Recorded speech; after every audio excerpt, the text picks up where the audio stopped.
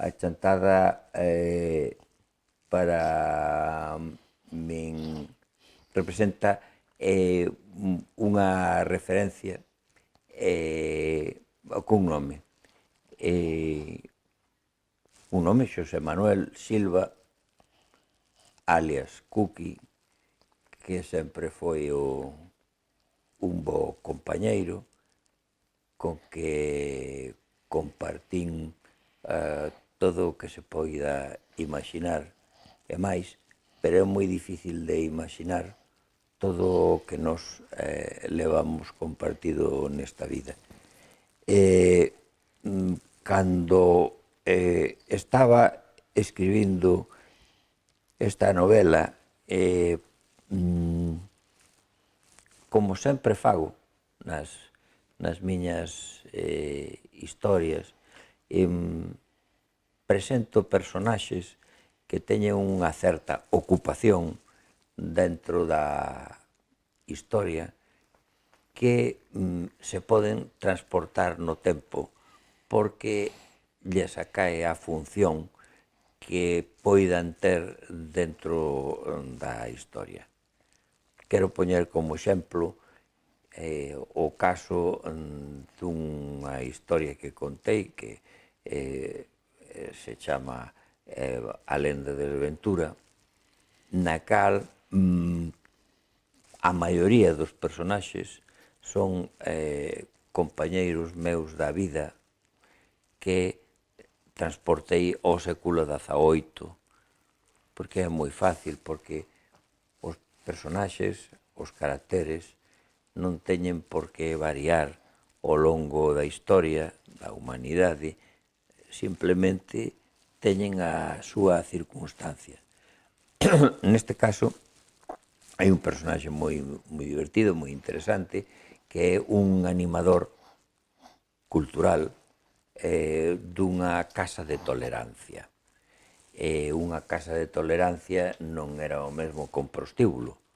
Unha casa de tolerancia era unha casa elegante, onde acontecían determinados feitos que tamén podían acontecer noutros lugares, pero non con tanto detalle, tanto mimo e tanta elegancia.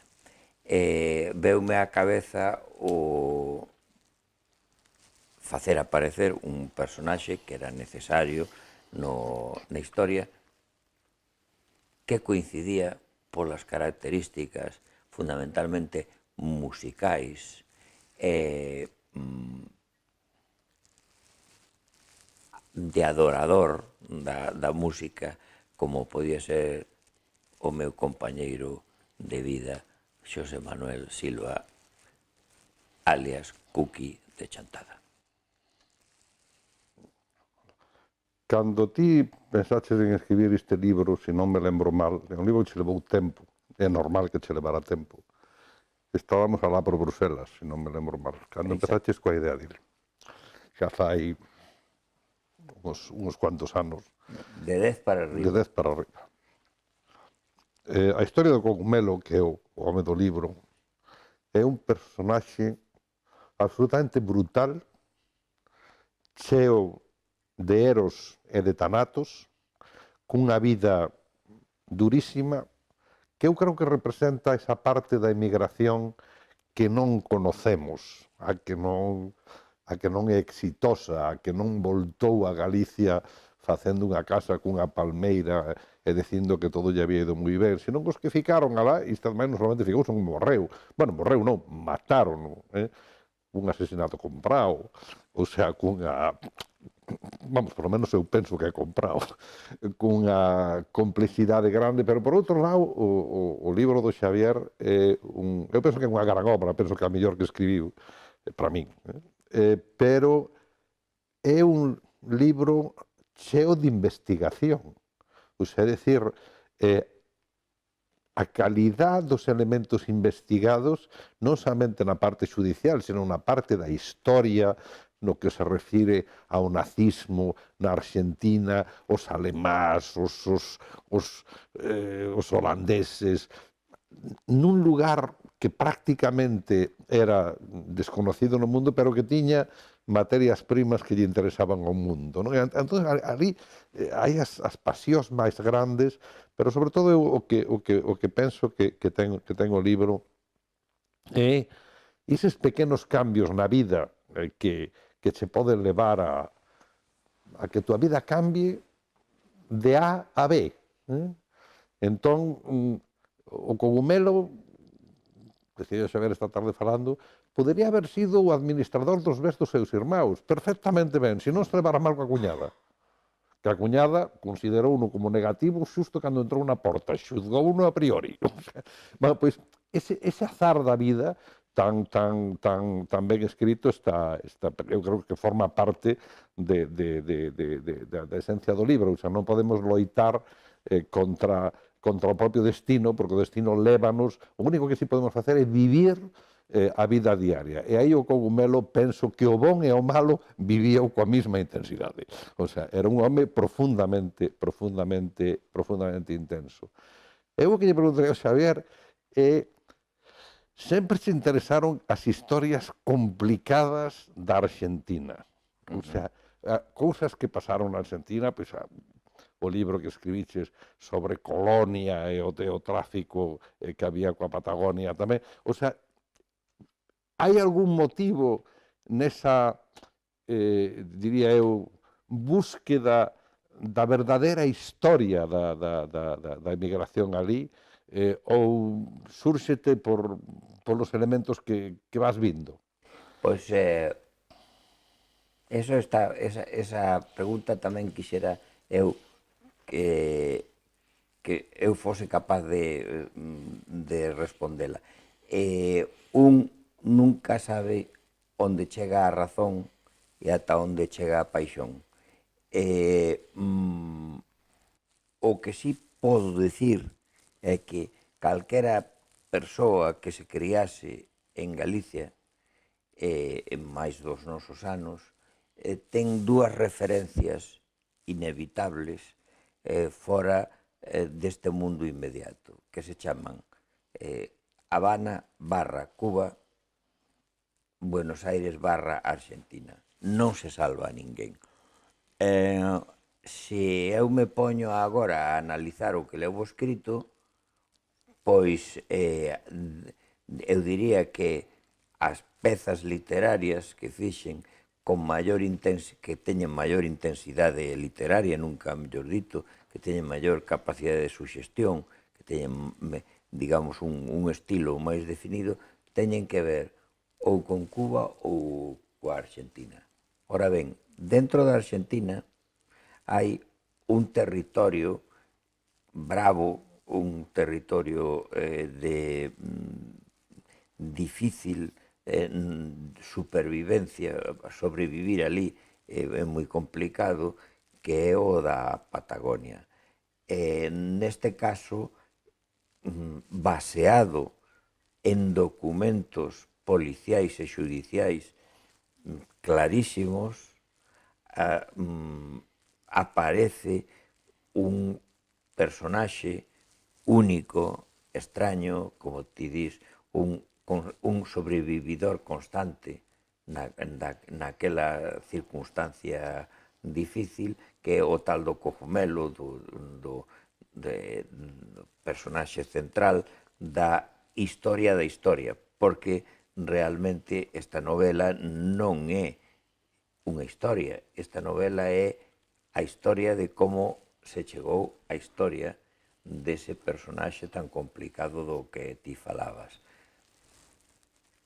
Resumindo, se non fose argentino, aínda máis patagónico, se cadra sería cubano. Por que? Porque é o que demanda a historia real da Galicia, que non é un país en sí só, sino que é o país e a gran diáspora.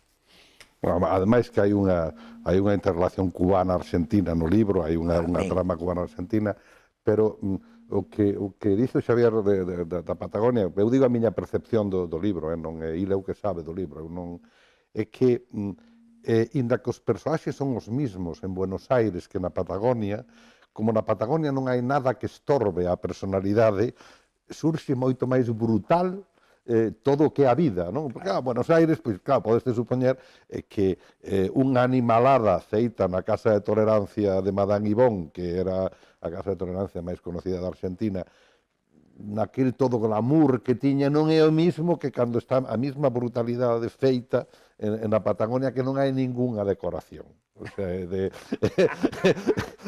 eso é o que... Natural como a vida mesma. Natural como a vida mesma. É dicir, é como... Eu non diría que é un decorado minimalista, porque os decorados minimalistas poden ser maravillosos. É un decorado árido, enormemente árido. Entón, ali, pois, claro, a sobrevivencia no árido é ainda moito máis complexa.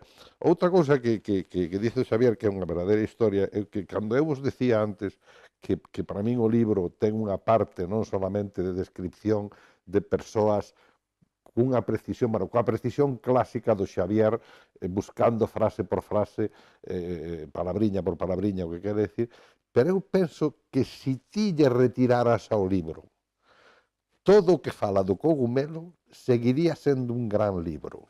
O sea, porque hai unha historia pouco coñecida da política argentina, das contradicións da Argentina no final dos anos 30 e nos principios dos anos 40, que está perfectamente definida. O sea, ten páxinas absolutamente de ensayo histórico que están non solamente ben escritas, senón moi ben documentadas. O sea, que eu penso que estades ante un gran libro. Eu creo que máis, e non é porque eu salga no libro, que eso de menos, eso non ten ningún problema. Entre outras cosas, porque no primer libro do Xavier Alcalá tamén salín, o sea, o que pasa que daquelas non me chamaba polo meu nome, non me chamaba de ninguna maneira, a máis matoume, o sea, matoume, o único que dixo con 20 anos é que eu era un funcionario internacional, que despois parece ser que fun. Bueno, entón, o único, pois que creo que os que compredes ou vos presten ou vos regalen ou o libro merece a pena por ver todas as esencias da vida, coñecemento, pasións, gran literatura e para min enormemente ameno, inda que ten 500 páxinas ou 400 e pico, non sei cantas, depende da edición, é terriblemente ameno. Ou sea que a pasalo ben con il. Como me atope con ese personaxe, bueno, non é o motivo polo que presentamos o libro xe aquí en Chantada, o Xavier hubiera presentado o libro en Chantada de calquer maneira, non sei, leva vinculado a esta terra fai máis de 50 anos, que vellos somos xa, macho, xa máis de 50 anos que o Xavier e máis eu vimos por aquí, para que te lembres dunha cousa, cando a Coral Polifónica de Chantada gravara o disco en Madrid, que xa choveu, viñéramos no autobús coa coral, o Marcov Lasén, outro amigo do Barro, o Xavier Alcalá e máis eu. E sacarnos aos tres a saludar ao Cinelleca, non sabemos por qué, pero bueno, ali salimos os tres, o sea que ten unha gran vinculación con esta terra. Entón, como me encontro? Pois mira, o cogumelo, todos os persoeiros que ten a novela, son xente que puderon ser A ou B en función de azares moi pequenos. Eu ser representante de artistas, digo de verdad, non é nada que nopte moi lonxe da miña vida. Éramos amigos do Barro, eu agora estou todo o día vindo ópera por aí, conozco a moitos cantantes. Home, o don José Manuel Silva, como lle chama aí, señorón de Chantada, na novela, pois é un pouco máis golfo que todo eso, non? Cousa que tampouco me molesta, porque eu sempre tuve un... Pero que hai que poñerse na circunstancia. Buenos Aires era o París do Prata. Era moito máis que París, daquela. Pero, bueno, naquel momento era algo explosivo, era cando tiraban a manteiga ao teito. Buenos Aires era un dos sitios onde máis cartos corrían, entón había un luxo no que é propio que un señor que se chame Xosé Manuel Silva ou que sexa, lle pague a un tenor polaco para que cante Negra Sombra. vamos deixar as cousas como son, é dicir, o que pasa é que o fai desde unha casa de tolerancia, pero tampouco sexamos estreitos. Era un sitio onde, un sitio moi respetable, onde, como puña ali na tabela de prezos, había rebaixas para militares e policías. Eso é rigurosamente histórico, Era unha cousa moi formal, non? Pero o feito, que ademais está enguedellado con cousas terribles da guerra, da Segunda Guerra Mundial, o feito é que el, este galego xeneroso, que anda por ali naquel sitio, chamémoslle pecadoso, o que fai é manter a capacidade musical, a capacidade de cantor dun personaxe curioso que realmente o que é un membro dos servizos de información do goberno polaco, que non esquezamos que os polacos non caeron dun día para outro porque os alemáns os invadisen, foron os grandes resistentes, e aí hai un personaxe polo medio que é un membro, repito, dos servizos de información de Polonia que, como ten a condición de ser cantante, móvese promocionado por un señor de Chantada, porque a vida é así, todo casualidade.